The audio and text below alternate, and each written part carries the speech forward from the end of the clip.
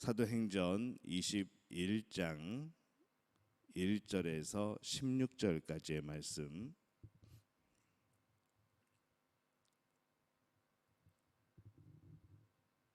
사도행전 21장 1절에서 16절까지 우리 한 목소리로 함께 봉독합니다. 우리가 그들을 작별하고 배를 타고 바로 고스로 가서 이튿날 로도에 이르러 거기서부터 바다라로 가서 베니게로 건너가는 배를 만나서 타고 가다가 구브로를 바라보고 이를 왼편에 두고 수리아로 항해하여 두로에서 상륙하니 거기서 배의 짐을 풀려 함이러라. 제자들을 찾아 거기서 이레를 머물더니 그 제자들이 성령의 감동으로 바울더러 예루살렘에 들어가지 말라 하더라. 이 여러 날을 지낸 후 우리가 떠나갈새 그들이 다 그 처지와 함께 성문 밖까지 전송하거늘 우리가 바닷가에서 무릎을 꿇어 기도하고 서로 작별한 후 우리는 배에 오르고 그들은 집으로 돌아가니라. 두로를 떠나 항해를 다 마치고 돌레마이에 이르러 형제들에게 안부를 묻고 그들과 함께 하루를 있다가 이튿날 떠나 가이사랴에 이르러 7 집사 중 하나인 전도자 빌립의 집에 들어가서 머무니라. 그에게 딸 넷이 있으니 처녀로 예언하는 자라. 여러 날 머물러 있더니 아가보라 하는 한 선지자가 유대로부터 내려와 우리에게 와서 바울의 띠를 가져다가 자기 수족을 잡아매고 말하기를 성령이 말씀하시되 예루살렘에서 유대인들이 이같이 이 띠 임자를 결박하여 이방인의 손에 넘겨주리라 하거늘 우리가 그 말을 듣고 그곳 사람들과 더불어 바울에게 예루살렘으로 올라가지 말라고 하니 바울이 대답하되 여러분이 어찌하여 울어 내 마음을 상하게 하느냐. 나는 주 예수의 이름을 위하여 결박당할 뿐 아니라 예루살렘에서 죽을 것도 각오하였노라 하니 그가 권함을 받지 아니하므로 우리가 주의 뜻대로 이루어지이다 하고 그쳤노라. 이 여러 날 후에 여정을 꾸려 예루살렘으로 올라갈새 가이사랴의 몇 제자가 함께 가며 한 오랜 제자 구브로 사람 나손을 데리고 가니 이는 우리가 그의 집에 머물려 함이라. 아멘. 할렐루야. 하나님의 은혜가 오늘 새벽에 하루의 첫 시간을 주 앞에 드리는 우리 믿음의 가족들에게 함께 하시기를 예수님의 이름으로 축원합니다. 오늘 말씀에는 이 바울이 예루살렘으로 가는 그 여정에서 만난 사람들과의 대화를 담고 있습니다. 이 바울은 선교 여정을 마치고 지금 예루살렘으로 돌아가고 있습니다. 근데 이 길이 매우 험하다는 것을 그도 알고 있었죠. 4절 말씀에 보면은 제자들을 찾아 거기서 이레를 머물더니 그 제자들이 성령의 감동으로 바울더러 예루살렘에 들어가지 말라 하더라. 이 두로에 들렸을 때에 이미 그곳에는 기독교인들이 많이 있었습니다. 또 돌레마이에서 그다음에 가이사랴에서도 믿는 형제들이 많이 있었죠. 근데 그들은 이 바울이 설립한 교회가 아니었습니다. 하지만 그들은 이 바울의 여정에 함께하는 것을 봅니다.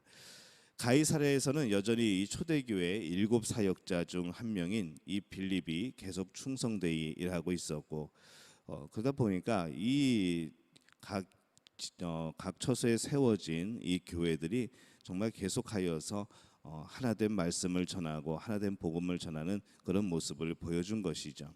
어떤 지역이나 사명, 생각 등이 달랐지만은 예수 그리스도의 제자라는 그런 면에 있어서 이 복음에 있어서는 모두가 하나였던 것을 봅니다. 바울이 가는 그런 믿음의 길에 함께하고 위로하는 그런 형제들이 참 많았던 것이죠. 16절 말씀에 보면은 가이사랴에 몇 제자가 함께 가며 한 오랜 제자 구브로 사람 나손을 데리고 가니 이는 우리가 그의 집에 머물려 함이라.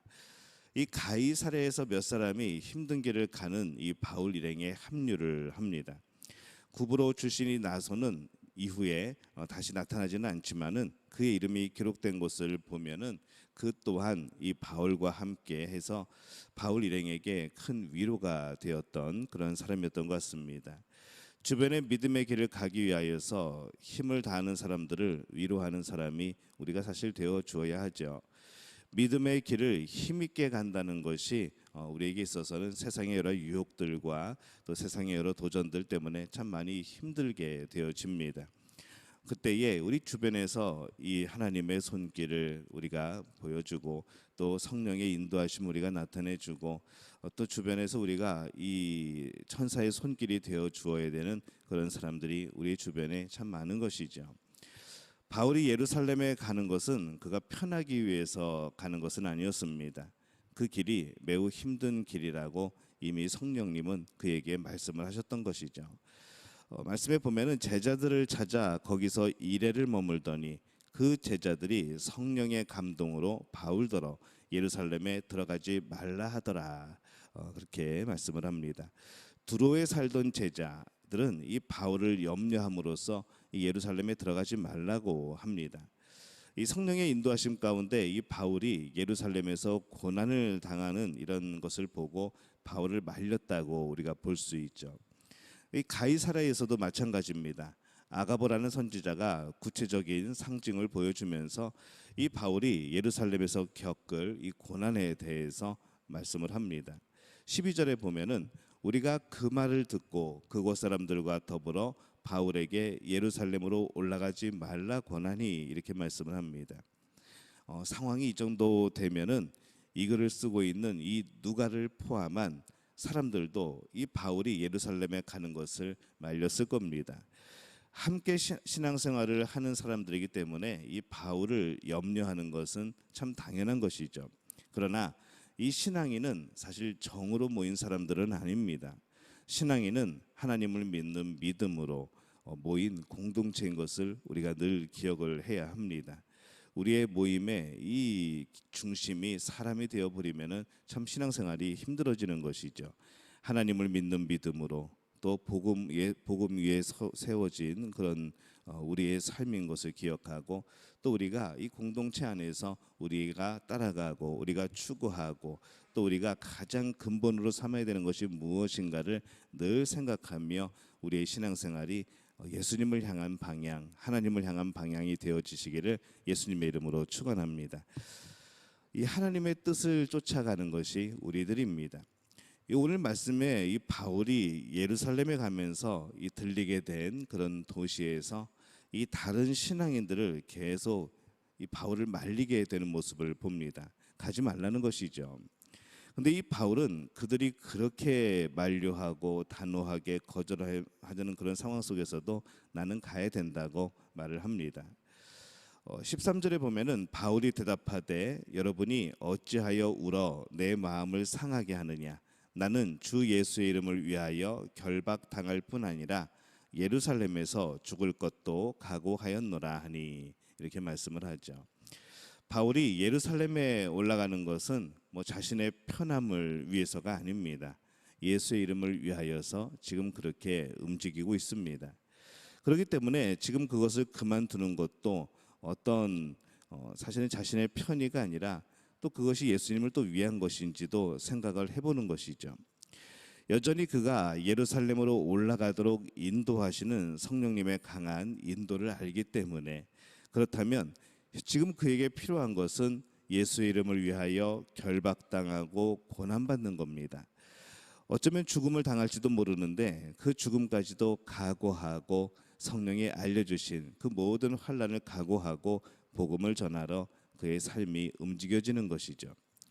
이 바울이 예루살렘에 올라가는 모습은 마치 예수님이 마지막에 예루살렘을 입성하는 그 모습과도 비슷합니다. 예수님은 죽음 당함을 아셨고 그 길이 십자가의 길이라는 것을 알면서도 그 길이 힘든 것이라는 것을 알면서도 그 길을 가시는 것이죠. 바울은 지금 예수님이 가신 그 길을 걸어가고 있습니다.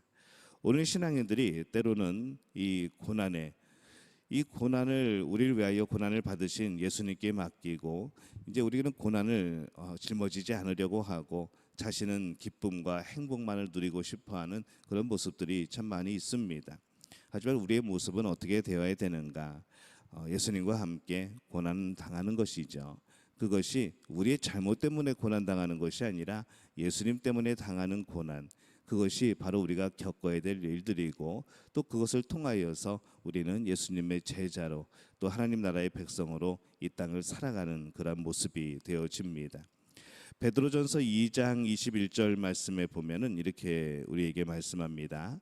이를 위하여 너희가 부르심을 받았으니 그리스도도 너희를 위하여 고난을 받으사 너희에게 본을 끼쳐 그 자취를 따라오게 하려 하셨느니라. 예수님의 십자가는 우리의 대속일 뿐만 아니라 우리의 본이기도 하죠.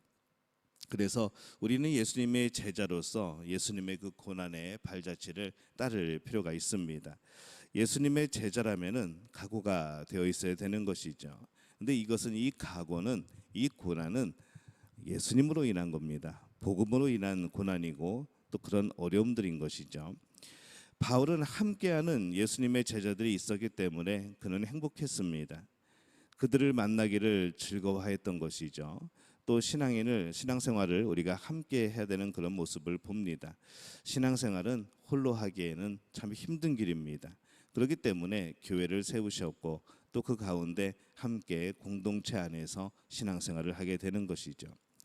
홀로 신앙생활 하는 것, 홀로 우리가 살아가는 것 굉장히 쉬워 보일 수 있고 편한 것 같지만은 그러나 바람이 불면 어려움이 당하면 여러 가지 그런 시험들이 있으면 그것을 피하는 것이 그것을 이겨내는 것이 혼자는 얼마나 힘든 것인가 다시 한번 보게 됩니다. 그래서 이 모든 신앙인은 신앙의 길을 열심히 가는 주변에 그 누군가를 위한 천사의 손길이 되고 하나님의 손길이 되어져야 합니다. 더 나아가서 이 하나님을 향하여서 하나님을 위하여서 우리가 큰 각오를 하고 또 우리의 마음의 가짐과 또 그 삶을 살아가야 하겠죠. 이 땅에서 살아서 이 땅에서 정말 살아서 내가 살아서 우리는 하나님의 일을 감당할 수 없을 겁니다. 우리가 죽고 또 진정으로 우리가 십자가에서 다시 죽을 때에 우리는 진정으로 하나님 나라에서 살게 되어집니다. 오늘 우리의 모습은 어떤 모습일까요? 복음 앞에서 어떤 모습이며 우리의 자신에 대하여서 어떤 자세를 가지고 있고 또 이 세상을 향하여서 어떤 마음으로 살아가고 있는지 오늘 우리의 정체성과 우리의 살아가는 목적과 우리에게 주신 복의 이유와 여러 가지 우리 삶에 대한 그런 것들을 살펴볼 필요가 있습니다. 오늘 여러분의 자리는 어디인지 그것이 어떠한 모습으로 되어지고 있는지 또 하나님은 그것을 기뻐하시고 있는지 과연 우리는 이것을 돌아보면서 우리가 진정 하나님이 기뻐하시는 그 자리에 머물러 있기를 원합니다. 오늘 우리 믿음의 가족들이 그 모습으로 그 복됨을 누리는 복된 분들이 되어지시기를 예수님의 이름으로 축원합니다.